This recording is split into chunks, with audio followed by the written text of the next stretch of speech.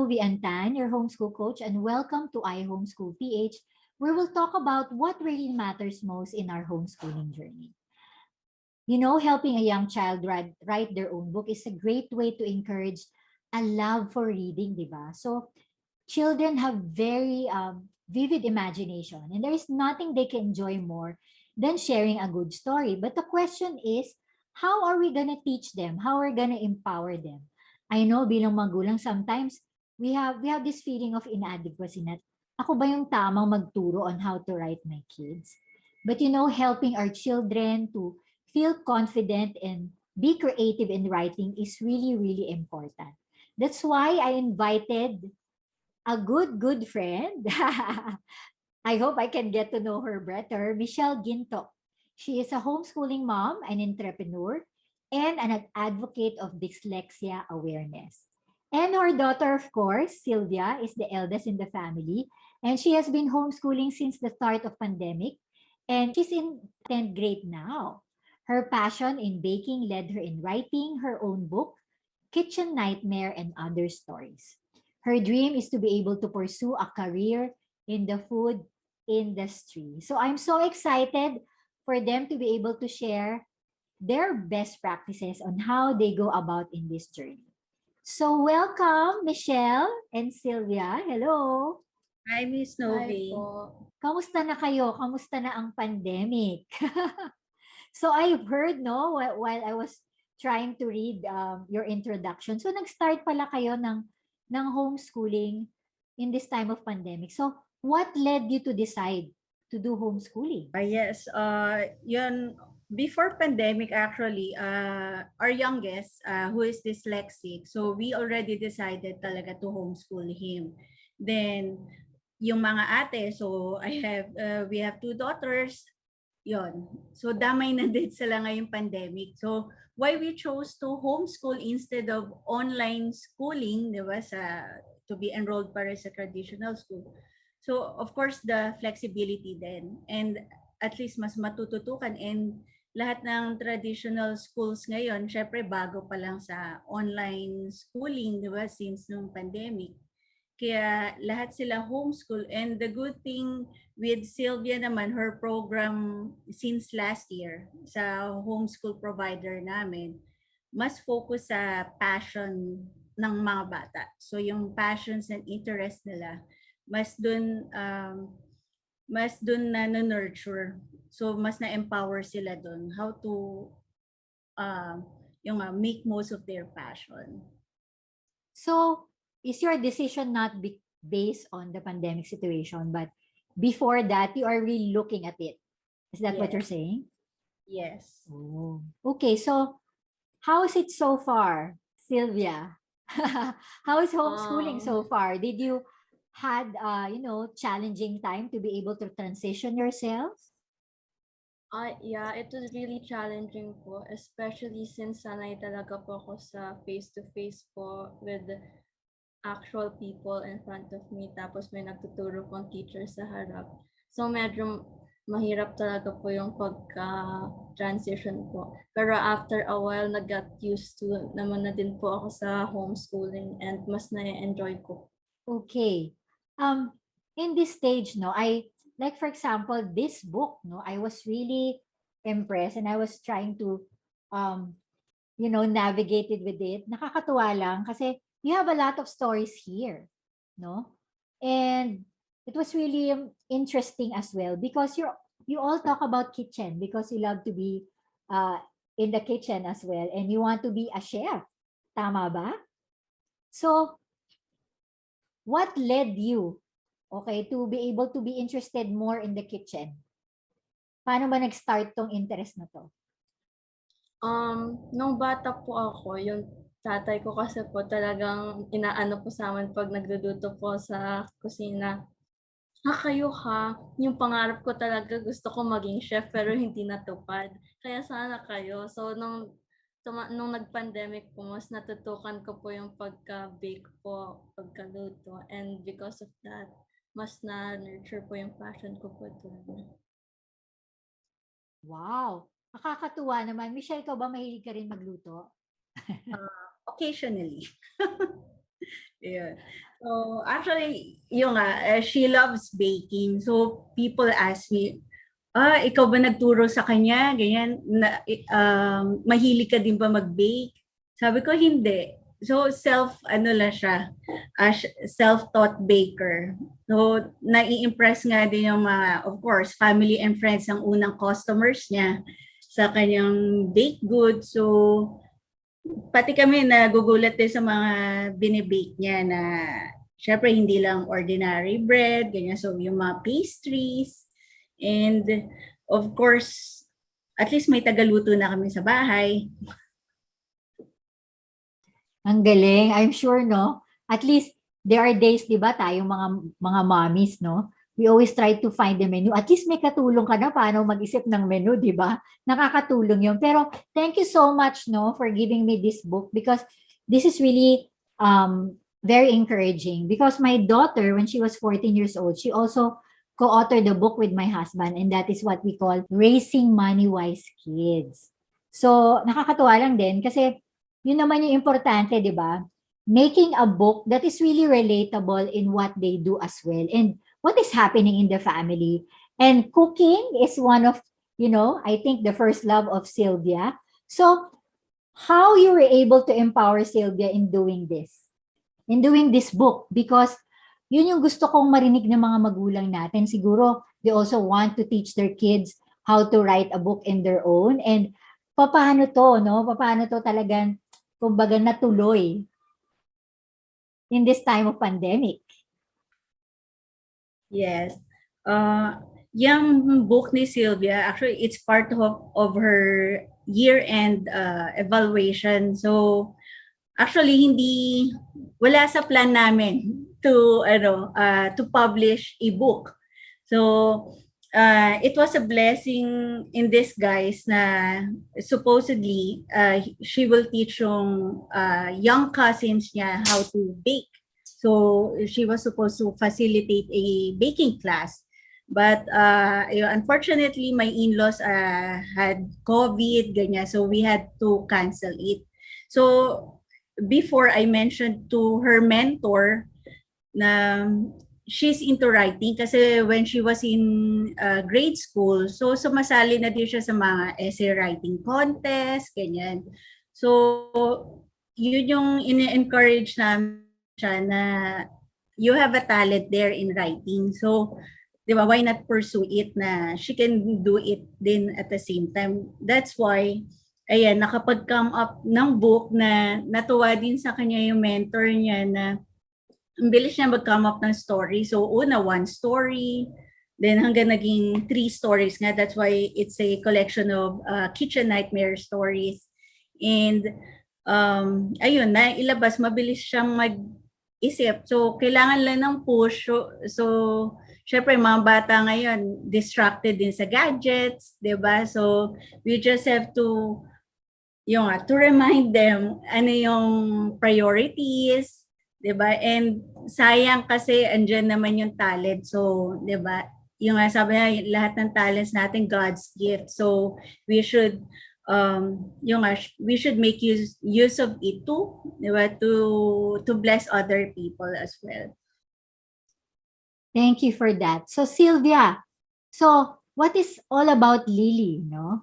Let's talk about the character Lily.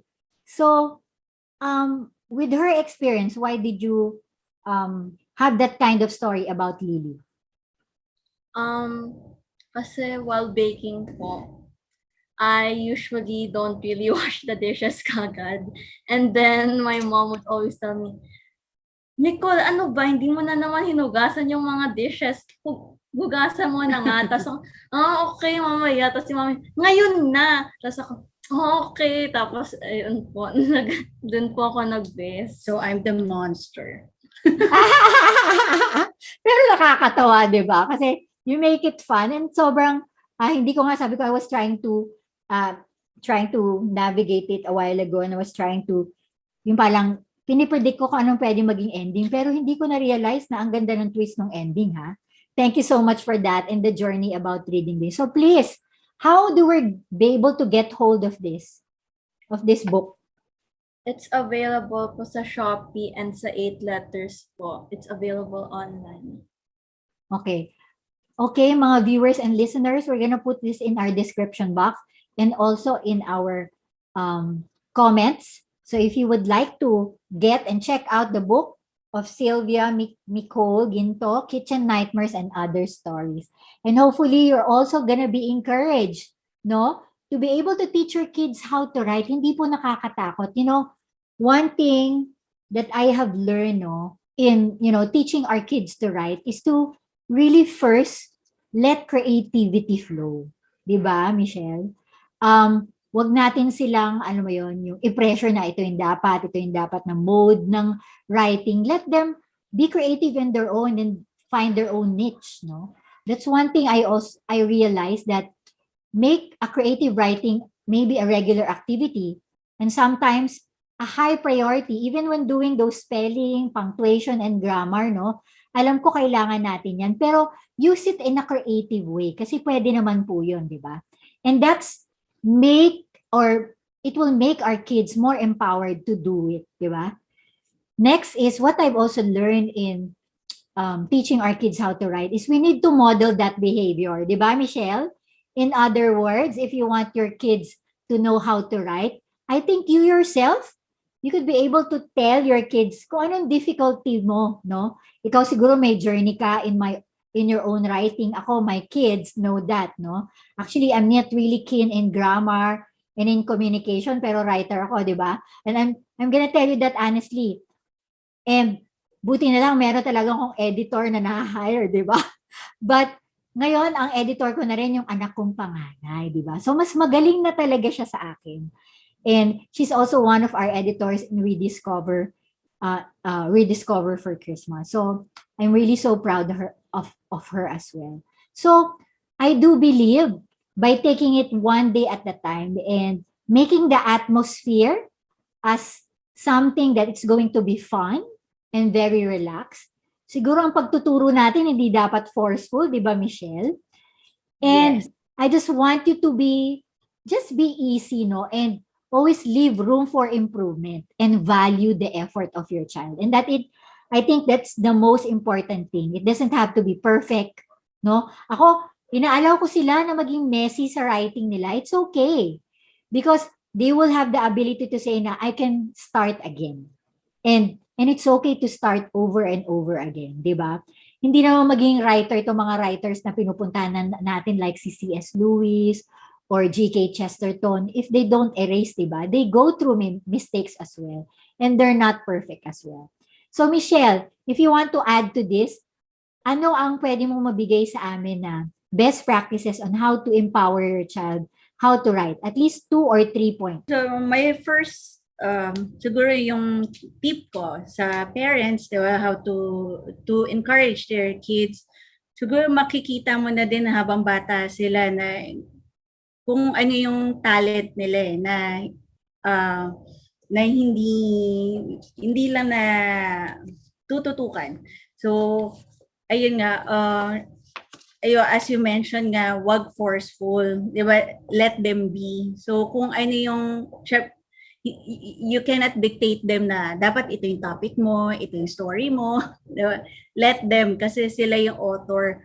And ayun nga, of course, yung support lang din ng parents na do not discourage them na, ba't ka magsusulat? Ano naman yan?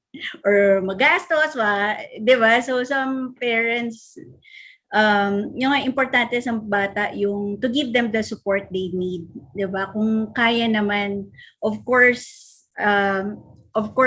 publishing a book has its has its cost. So kung ano naman, just encourage them, just give them the support, 'di ba? Yun nga, hindi din ako perfect sa grammar, so 'di ba, we can always check on the internet. Diba? So, and yun nga, may editors din naman. Importante, yung suporta lang talaga na andyan ka for them. Diba? So, whatever, maging maganda o hindi, andyan ka lang as their parent na support them no matter what.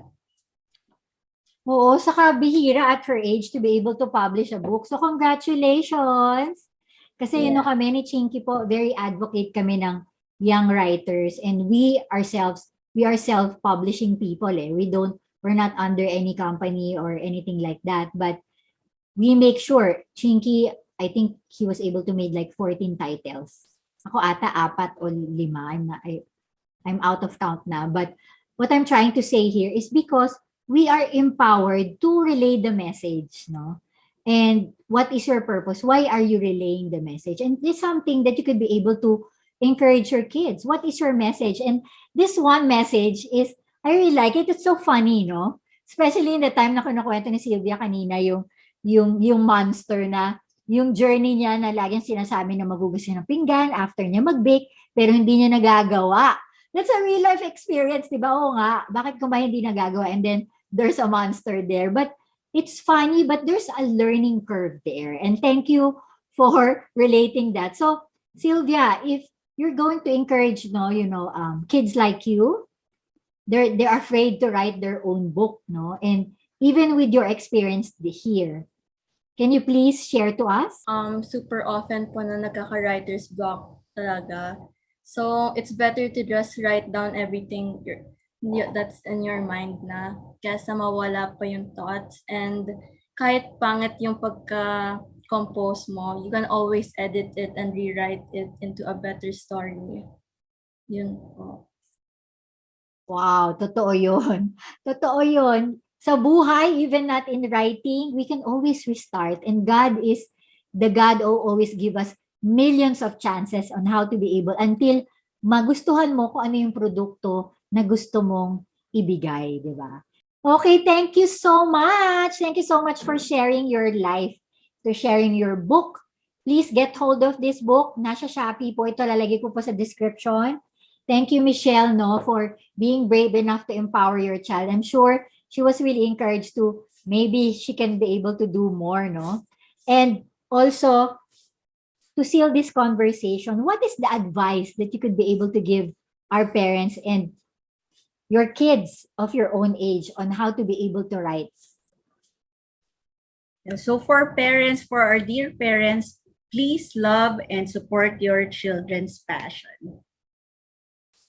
For the kids my age, I think it's better to just try your best in everything. And if you get bored in something or discouraged, just look for something again to be passionate about, kasi not everything you try, you'll actually like it. Wow, ang galing. Sobrang honest. Thank you so much for sharing that. Thank you so much, Silvia. So proud of you. Thank you so much, Michelle. Thank you. And lagi lang po nating tatandaan, di ba? Even in this writing, as you can see, how they relate to each other and how they were able to finish this book is because of relationship.